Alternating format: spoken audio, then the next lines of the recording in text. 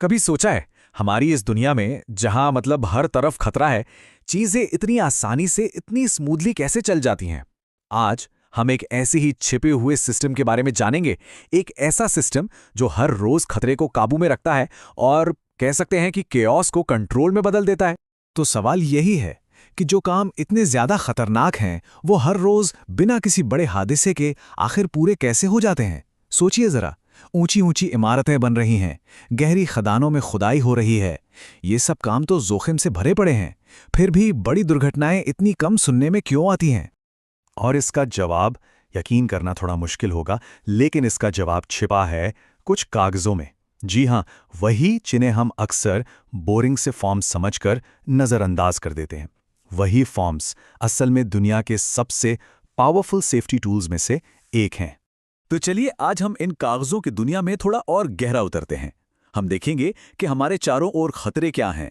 ये permit to work आखिर है क्या चीज, इसके अंदर क्या क्या होता है, अलग अलग खतरों के लिए क्या क्या सावधानियां होती हैं, और सबसे जरूरी, इसमें किसकी क्या जिम्मेदारी तय होती है।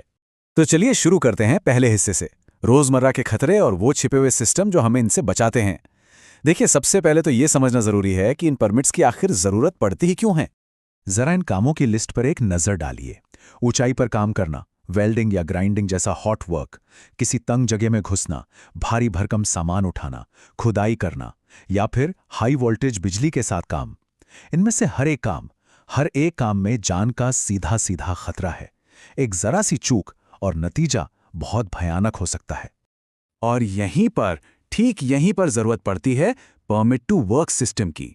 और प्लीज इससे सिर्फ एक कागज का टुकड़ा समझने की गलती मत कीजिएगा। ये असल में काम शुरू होने से पहले सेफ्टी के बारे में एक बहुत सोची समझी बातचीत है, एक पूरा का पूरा प्लान है। तो असल में ये परमिट टू वर्क, या जिसे पीटीडब्ल्यू सिस्टम भी कहते हैं, ये है क्या? देखिए, ये एक फॉर्मल डॉक्यूमेंटेड तरीका है जिससे हाई रिस्क वाले कामों को कंट्रोल किया जाता है। मतलब इसका एक ही मकसद है, ये पक्का करना कि काम शुरू होने से पहले ही हर मुमकिन खतरे को पहचान लिया गया है और उससे बचने का इंतजाम भी कर लिया गया है। इसे ठीक किसी पायलट की प्री फ्लाइट चेकलिस्ट की तरह समझिए। जब दांव पर जिंदगी लगी हो तो अंदाजे से काम नहीं चलता, हर चीज को जांचना परखना पड़ता है। तो सवाल यह है कि आखिर इस परमिट के अंदर होता क्या है। चलिए इस डॉक्यूमेंट को जरा अंदर से देखते हैं, एक एक करके इसकी परतों को समझते हैं। देखिए, हर परमिट की शुरुआत होती है काम की सबसे बेसिक जानकारी से। कौन, क्या, कहां और कब। मतलब काम कौन सी टीम करने वाली है, असल में काम है क्या, किस लोकेशन पर होगा और कब से कब तक चलेगा। हर एक चीज बिल्कुल साफ साफ लिखी होती है। इसके बाद आता है सबसे जरूरी कदम, खतरों को पहचानना। जैसे ये एक कोल्ड वर्क परमिट का एग्जाम्पल है। अब ये सिस्टम टीम को एक तरह से मजबूर करता है कि वो बैठे, सोचें और हर छोटे बड़े खतरे को लिस्ट करें। जैसे ऊंचाई से गिरने का डर, कोई चीज उड़कर आंख में लग सकती है, फिसलने का खतरा, या फिर तेज शोर से कानों को नुकसान, सब कुछ। और जैसे ही खतरों की लिस्ट बनती है ना, उसके ठीक सामने होती है उनसे बचने के उपायों की लिस्ट। मतलब हर खतरे का एक ठोस समाधान। सिर पर चोट लगने का रिस्क है तो हेलमेट पहनना जरूरी है। आंखों में कुछ जा सकता है तो सेफ्टी गॉगल्स लगाने ही होंगे।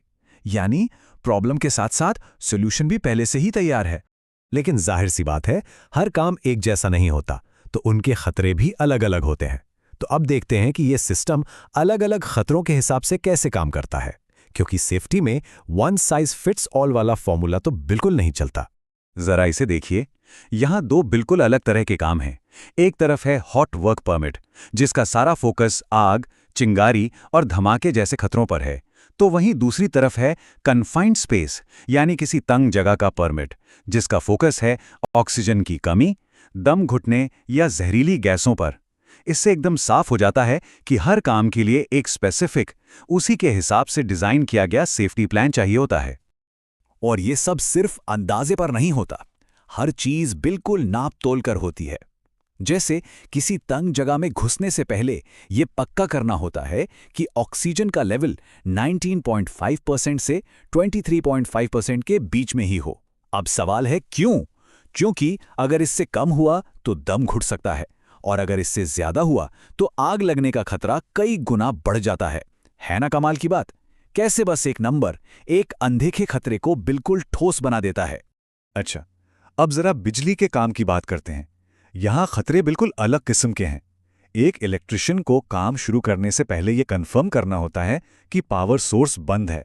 फिर उस पर एक ताला और एक टैग लगाना होता है। इसे लोटो यानी लॉकआउट टैगआउट कहते हैं। ऐसा इसलिए ताकि कोई गलती से भी उसे दोबारा चालू ना कर दे।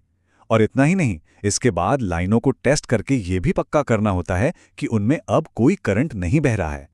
तो ठीक है, ये नियम और प्रोसेस तो बहुत अच्छे हैं, लेकिन सवाल ये है कि इन्हें लागू कौन करेगा। अब बात करते हैं इसके सबसे अहम पहलू की, इंसानी पहलू की, जिम्मेदारी की, उस चेन की जहां हर एक सिग्नेचर की, हर एक दस्तखत की बहुत बड़ी कीमत होती है।